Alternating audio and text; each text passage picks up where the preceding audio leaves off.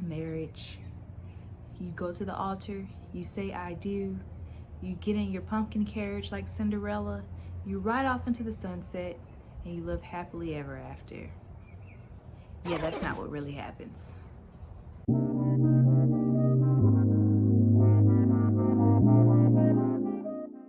It seems to me that as a society, we've gotten away from being honest about marriage and telling people what they really need to know before they get married. And so today I'm going to share with you some of the things that I wish people told me before I got married. One of the biggest misconceptions about marriage is people have very unrealistic expectations of what's going to happen. And I can say that I was personally a victim of this too. I thought that, how it was when we were dating, and basically it's like if you check all the boxes before you get married, it'll pretty much be consistent. Yes, you'll have a couple arguments here or there, but I thought it would be pretty much, I'm married to this person, I know what their qualities, their traits are, they know what my qualities and traits are, we match, and we'll move on, everything will be fine in the future, etc. But it doesn't really happen that way.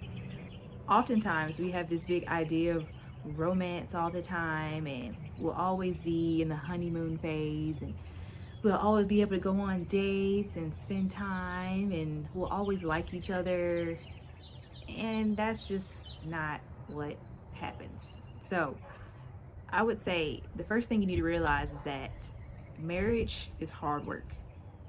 Ignore your unrealistic expectations of a perfect person because they don't exist, okay? Marriage is hard work. I'm not saying it's not fun. I'm not saying you won't be happy, but it is hard work. And that's something that it never was for a long time for us. But sometimes when that rubber meets the road and you get to a rough patch, you got to realize, hey, you got to get your shovel out and get to digging because the soil needs a breakthrough. Now, the way to combat this unrealistic expectation is to first marry somebody that is your best friend.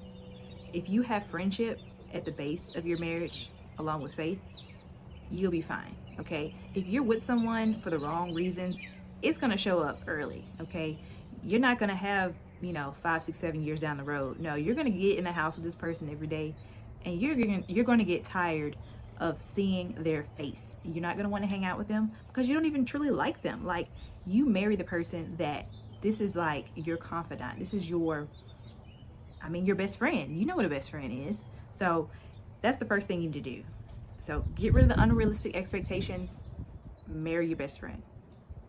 So look at it like marriage is hard work, and it's the cake, and the icing is romance. So is cake still good by itself? Yes. However, the icing makes it a lot sweeter. So that's what romance is. So yes, keep your romance, keep that spark alive. It's just that that's not the most important part of the dessert. Now, speaking of keeping that spark alive, the honeymoon phase of your relationship can last as long as you want it to. Okay? If you put in the effort to keep your romance alive, it will stay alive. It's when people become complacent when the romance and the love dies. An example in my own marriage, before we got married, while we were dating, he would go to Gigi's Cupcakes, this little cupcakery in Alabama, and he would just surprise me with cupcakes, a little dessert every now and then. And at some point in our marriage, I'll probably say maybe like 2 or 3 years in, I was like, you don't surprise me with little sweet treats anymore. So how they got you is how they are supposed to keep you. There's no, oh, well, we did that because we were boyfriend and girlfriend. No, you're always boyfriend and girlfriend, okay? Sometimes I even tell my husband, you're my boyfriend for the day, just to be funny and everything. But no, like every day you are dating this person, you are getting to know this person, because people change, people evolve. And so who you thought you knew back then is different. However, more than likely the things that they used to like, they still do. And so you should keep it up. Here's another big mistake that people make before they get married is they ignore the red flags. Okay. My husband, oh wait, I said I was going to talk about him. Uh-oh. Anyways, my husband, he is not as clean and tidy as I would like him to be. And I think that's pretty much across the board for most men in general. However, I'm just pointing out that's an example. So when I married him, I knew that he would be messy. I just didn't realize that the messiness wouldn't improve per se. So what you see is what you get. If you have someone that lies all the time, even if it's like little minor lies that, just cover up small truths, don't ignore it, okay? That's a red flag. You should probably leave before you say the I do's, okay? If there are any other red flags, don't ignore them. Typically, things don't get better when it comes to negative things. They either stay the same. They can get better. I take that back. They can get better if people are intentional and they operate in love. However, sometimes those little things that are annoying, they kind of stick around. And you have to just realize, hey, that's something that you've decided you're going to be willing to deal with for the rest of your life if you marry this person. Okay, the next thing you need to know is men and women are different. And I know you're like, of course, I know that already. Of course, men and women are different. You're not telling me anything new, Destiny. No, hear me out. Okay, so yes, men are from Mars, women are from Venus, yada, yada, yada. But truly, men have a different set of needs. We as women want a mind reader. We want to come in the house, you have dirty dishes, you have laundry needs to be done. We want a man to say, girl, I see those dishes. I see that laundry. I'm gonna do that for you right now. That's not gonna happen. I take that back. It can happen. Depends on your spouse. Most of the time, no. Don't get your hopes up. Because men like to be told what needs to be done. Women's brains work like, oh, I need to do this, I need to do that by this time, if I do this by this time, then I can have time for this and do that. We operate at 1,000 miles per minute. Men, I hate to sound kind of sexist, but men kind of operate like, I think I want to watch sports today. What needs to be done? Oh, I said I was gonna clean the garage. I'll clean the garage. They don't think if I, do this thing, how it'll affect this other thing. And I can't really explain it too much, but that's just how they are. So we as women have to remember, if you don't communicate your needs, don't expect them to be met. And it's taken me probably 8 years to learn that lesson. I thought my husband, and he is so great at just reading rooms, understanding emotions. Like I say, his emotional intelligence is super high. However, he still doesn't just be like, oh, let me go volunteer to do this thing. Or, you have to spell it out for him, okay? So don't expect a mind reader. If you want it, tell them. Now, if they still don't get it after you tell them and you've communicated effectively, well, that's another discussion. That's another problem that needs to be addressed. However, if you're expecting someone to be able to read your mind, you're going to be waiting forever.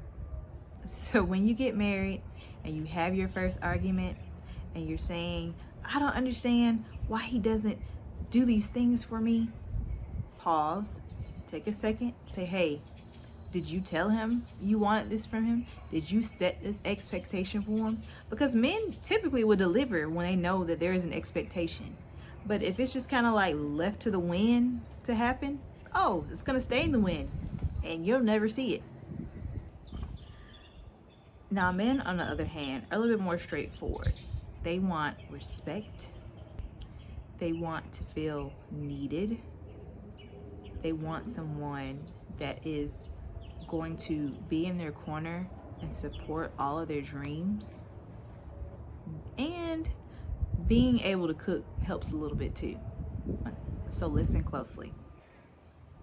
Communication is key, but comprehension is more important. Everyone says, yes, I want to make sure they're a good communicator, and when we talk, they understand, blah, blah, blah. No. When you are speaking to your significant other, you want someone that can regurgitate back the sentiment that you feel when you're talking. Oftentimes we've had our biggest fights because I think I understand exactly where they're coming from and how they feel, but I don't. I don't have a clue. And that's where the breakdown begins. And that's where tiny arguments become bigger arguments. So make sure that the person that you're going to marry, you have a style that works where you felt heard and your spouse feels heard. And I know a lot of that's going to take time to build, but if you have someone that isn't really listening to you already or isn't trying to communicate properly, that's a red flag, okay? Oftentimes, the biggest breakdown in communication typically begins once you have children. So you kind of really find out who you're married to once you have children. And some of the biggest fights begin around that time because you're sleep deprived. You don't have, you have a whole different situation. It's not just you, it's not just me, we're merging things, and we have different beliefs of, oh, well, I was raised this way and I was raised that way, and now we're trying to mesh this into what our world needs to look like. And that's where the breakdowns of communication start oftentimes. If you don't have kids, I mean, congratulations. A lot of problems probably won't even happen for you. But if you do, just remember that, you're on the same team. Date nights can solve a lot of those issues. Oftentimes, we as parents, we get lost in parenthood, and then we go have a date, have a couple cocktails, and say, you know what? I do like you. I remember why I married you now. So make sure you make the time for each other, and so that you can connect. But communication, comprehension is key. It is not up to your spouse to make you happy. If you're not happy with yourself, if you're dealing with trauma that is unresolved within your mind and your body, you need to do the self-work before you try to come and correct something with them. All right, I think that's enough to digest for part 1 of this What I Wish I Knew Before I Got Married series. And if you have any comments, please leave them. Any good advice that you think that can help someone in their early marital days or before they get married, please leave a comment below. I would love to read that and share. And you know what? I'm always learning myself. So if you have wisdom to share with me, I would love to hear it. And I hope to see you guys in the next video.